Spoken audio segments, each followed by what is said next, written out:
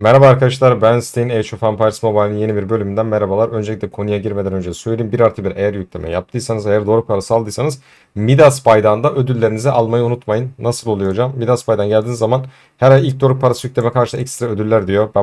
Burada bir tanesine basmışım. Burada altın kafaya basıyorsun. Şu an sistem meşgul diyor. Şuradan 99 doğru parasını aldık.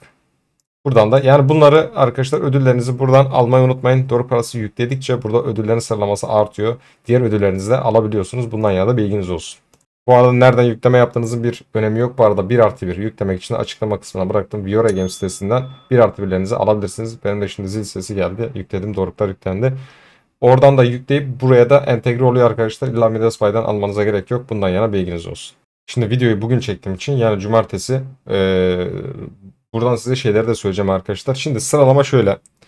Öncelikle teknik puan geliyor. Teknik puandan sonra içgörü puanları geliyor. At araştırması için. Ondan sonra altın kafa geliyor. Yani o eski beklediğimiz hız falan gelmiyor.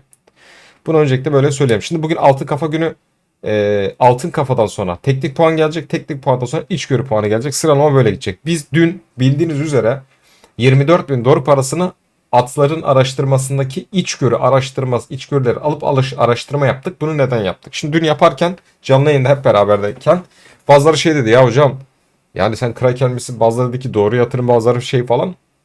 Ben de emin değilim. Zaten ben de dün dedim ki ya çok geri zekalıyım hani bu işi yaparak ya da çok akıllıyım. Hani ikisinden bir tanesi.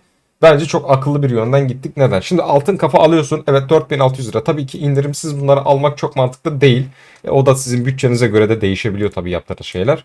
Şimdi 50 tane kafaya 4.619. Ben dün kuponlarla beraber bayağı bir 10 binlerce içgörü puanı aldım. Bu içgörü puanlarıyla eğer zaten tek komp ya da iki komp oynuyorsanız bu sizi daha az yoracaktır. Ama full kompunuz varsa, hepsi için araştırma yapacaksanız bu sizi çok yoracak. Şimdi burası arkadaşlar, bakın, hayvan araştırma bölümüne geldiğiniz zaman burası çok pahalı bir yer. Benim 10 bin üzerinde, zaten şimdi göstereyim anlayacaksınız. Bakın, ben ana kompum şu anda Kılıçlı Ramses. İkinci kompumda Lubu. Artık Mulan'ı ekarte ettim. Tamam, benim şu an burada okçuyla ilgili bir işim yok. İlk önce Ramses yani Kılıçlı bölümünden, daha sonrasında da Süvari bölümünden gitmeyi düşünüyorum. Ekstra üzerine fazla fazla gitmek yani daha önemli benim için. Şimdi ben dün o dorukları alıp altın kafa alsaydım 50 tane, hadi 150-200 tane altın kafam olacaktı benim. Ne doruk yüklemişiz.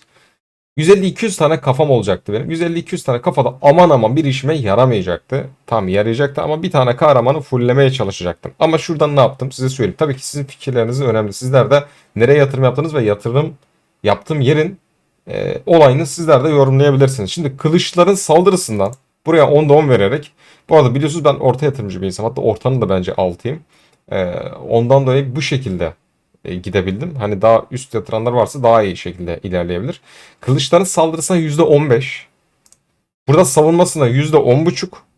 Burada da kılıçların canına arkadaşlar 5.25. Bak, can düşük olsa da can çok önemli bir yere sahip. Tamam mı? Bu can en fazla 7,5 oluyor burada. Ama bildiğiniz bununla eşdeğer, belki daha da üstü gibi, öyle düşünün.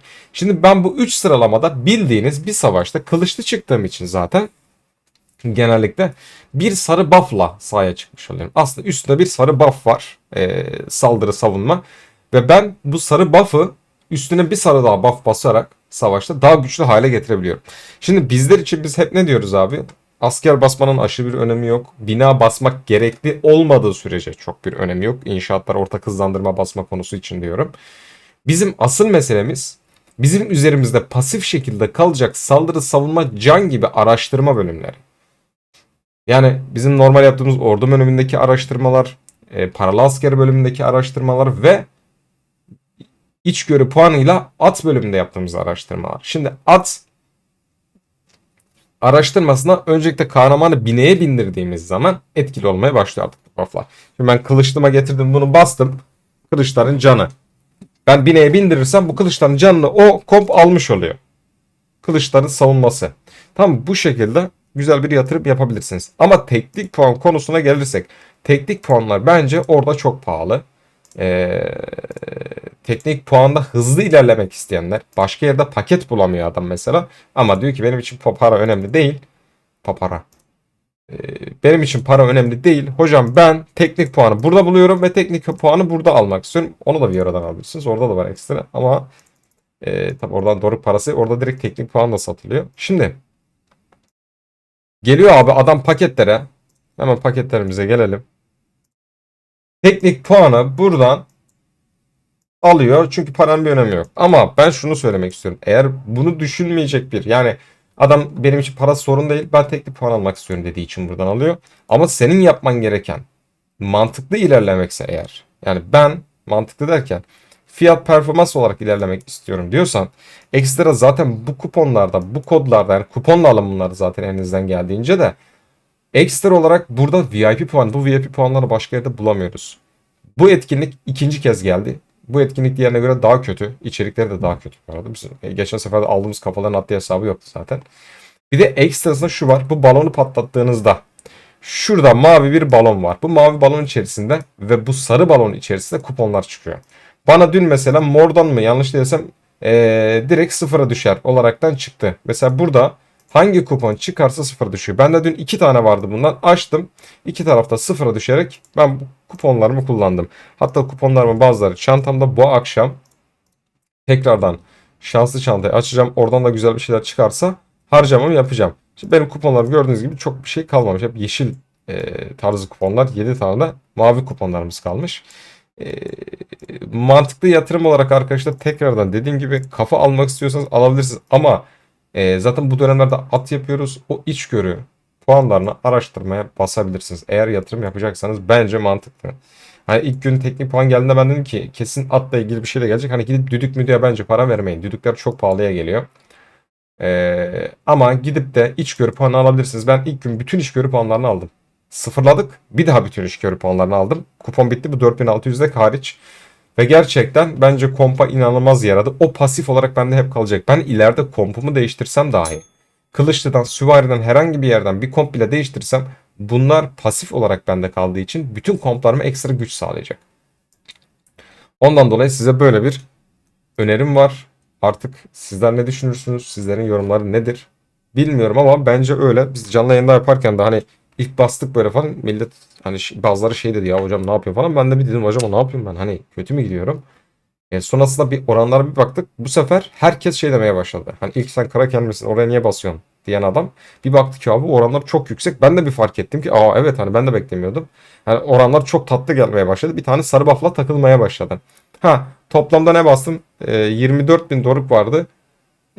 İşte 5 bin 6 bin doruğunu çark için aldım. Kalemizi almak için. Bu arada beyaz kaleyi aldık. Diğerini alamayacaktık. Ben zaten ilk neredeyse 8-9 ay öncesinde ee, eski kale tamamı kullanıyordum. Şimdi bir tane de bunu aldım. Bu da büyük ihtimalle bir yıl falan kalacaktır. Kale temaları da çok büyük. Yükselen dalgalarla da yakışıyor. Gidip 1600 Akik'te diğer ünvana vermek istemedim. Yatırım konumuz bu olduğu için tekrardan söylüyorum. Bu arada abi ıssız çöl 27 169 58 ve 70 ile beraber savaşımız var. Bu şekilde de sizleri bilgilendireyim. Issız çöl olarak da bu arkadaşlarla savaşacağız hocam. İnşallah güzel geçer. Hocam ben doğru mu okuyorum? 169 mu bu ya? Yani bu 70. Tam bu 58 yapmış. Tabi 58'dir. Tamam bu da 169 herhalde. 16 olsa ne bileyim 0-16 olurdu. 169 diye tahmin ediyorum. Neyse göreceğiz. Bu şekilde savaşımız da var. Videoyu izlediğiniz için çok teşekkür ederim. Kendinize iyi bakın. Allah'a emanet olun. Sormak istediğiniz bir şey varsa da her zaman yazabilirsiniz. Fikirleriniz, önerileriniz bizim için önemli. Açıklama kısmına Telegram grubumuz mevcut. Oradan da gelip sorularınızı sorabilirsiniz. Ama yine de tabii ki hocam ejderhamız da var. Yine de beğenilerinizi atarsanız, sorularınızı buradan sorarsanız bana destek olmak amacıyla bunu yapabilirsiniz. Çok teşekkür ederim. Kendinize iyi bakın. Allah'a emanet olun.